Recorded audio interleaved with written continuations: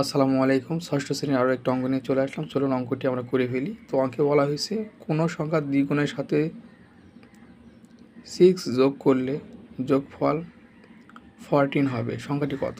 তো চলুন আমরা এর জন্য কী করি, সংখ্যাটি ধরে নিই। ধরি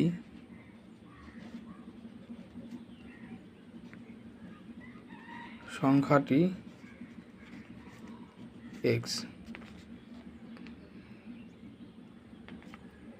এখন যদি আমরা সরাসরি লিখি, শর্ত মতে কী লিখতে পারি?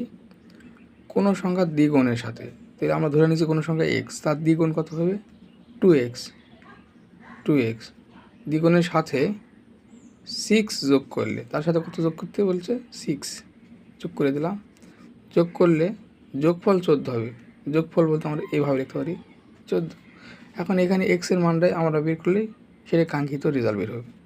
তাহলে কী হবে? 2x 6 2x 8 x 8 ভাগ 2 এবার গুণ অবস্থা আছে, এবার যা ভাগ হবে অতএব এক্সের মান হবে 4।